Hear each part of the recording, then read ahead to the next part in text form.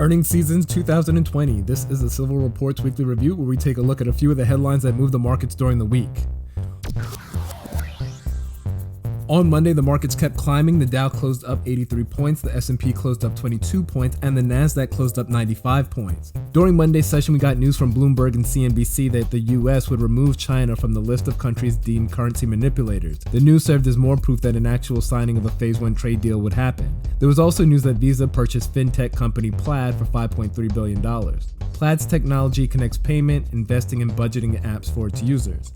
Five Below closed down 11% after they reported disappointing holiday sales. The stock was down 18% at one point during the day, but was able to rally back. Retailers could have an even more difficult decade if they don't wake up. We discussed where retail is headed in last week's In Focus. If you want to know what to look for from retailers in the years ahead, check out the article. The link is in the description below. On Tuesday, the markets closed mixed. The Dow closed up 32 points, the S&P closed down almost 5 points, and the Nasdaq closed up 22 points. There was a lot of news on Tuesday, but not all of it moved the markets. There was news that tariffs on Chinese goods would stay in place until after the election of 2020, in spite of the Phase 1 trade deal between the US and China. There was also news from Bloomberg that the US Department of Labor is considering closing the window that allows media outlets access to economic data in order for them to prepare their write-ups. Also, Iran admitted to unintentionally shooting down the Boeing plane that was headed for the Ukraine last week. Tuesday also kicked off earnings season with a few major banks getting their reports out of the way. JP Morgan reported an impressive earnings, beating EPS by 22 cents and revenue by $610 million in the fourth quarter. Things weren't so great for Wells Fargo during the quarter. The company missed on earnings per share by 17 cents and missed revenue estimates by $250 million. The Wells Fargo CEO, who has been on the job for 3 months, pointed to the company's cost structure, stating that it's too high. Citigroup reported impressive numbers, beating revenue estimates by $430 million and earnings per share estimates by 7 cents. Citi CEO pointed to strong growth in brand cards and momentum in digital deposits as a catalyst for the good quarter. And Delta reported solid earnings, beating EPS estimates by 21 cents and revenue estimates by $70 million. Revenue growth in their passenger unit and growth in domestic premium product revenue attributed to the positive quarter. Something I read in the notes from Citi's earnings makes me think that the financial industry is going to be redefined in the 2020s. Bitcoin and its incredible run up to 19,000 was just the beginning. But after the massive fall of Bitcoin, when crypto enthusiasts sold out, Wall Street quietly moved in. We were able to score big wins last year in our newsletter with PayPal and Visa after seeing how those two companies were positioning themselves for the future of finance. It wouldn't shock me if the US fully embraces mobile payments during the decade and big banks are pushing Bitcoin by the end of the decade. Investors should keep an eye on the FinTech industry. On Wednesday, the three major markets closed up on the day. The Dow closed up 90 points, closing above 29,000. The S&P closed up 6 points, and the Nasdaq closed up 7 points. The markets had a lot to celebrate after Donald Trump signed the first phase of the trade deal with China. The stock market is in an interesting place. After struggling for a year to trade above and hold the 27,000 levels, the Dow has blown past 28,000 and is trading above 29,000 now. Will the Dow be able to hold the 29,000 level and keep pushing to 30,000, or will it pull back some?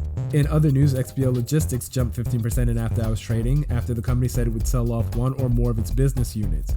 In earnings news, Bank of America reported an earnings beating revenue estimates by $50 million and EPS estimates by 6 cents on growing loans and deposits. Goldman Sachs reported a revenue beat by $1.4 billion, but missed on earnings per share by 42 cents. The miss was due to increased expenses, specifically funds spent on litigation and regulatory proceedings. And United Healthcare beat EPS estimates by 12 cents, but missed on revenue by $270 million.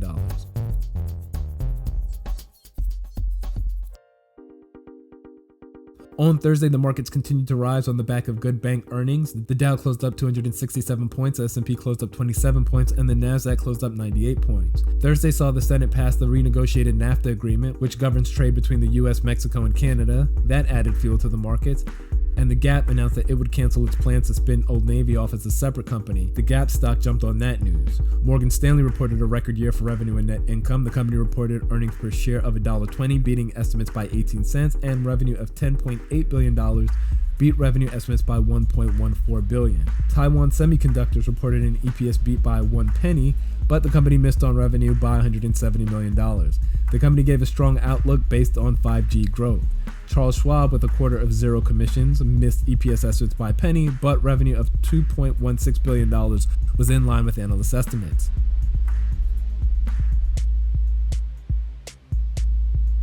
On Friday, the markets continued to set records. The Dow closed up 50 points, the S&P closed up 12 points, and the Nasdaq closed up 31 points.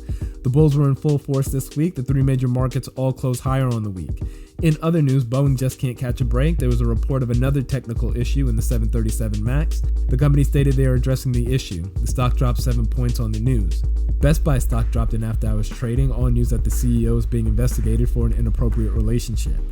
In earnings news, J.B. Hunt reported an EPS miss by 14 cents and a revenue miss by $10 million. The company reported lower revenue per load during the quarter.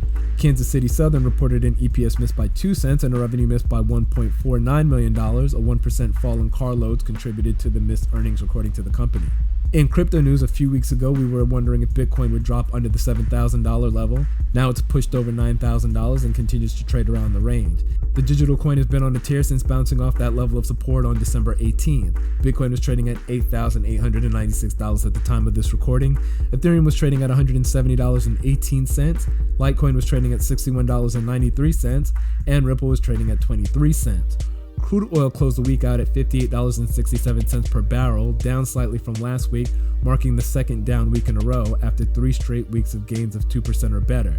A big winner for the week was ACM Research, ACMR. The stock jumped due to favorable revisions to the company's estimates. A big loser for the week was Criteo, CRTO. The French marketing firm dropped after Google announced that it would phase out cookie and ad tracking over the next 2 years.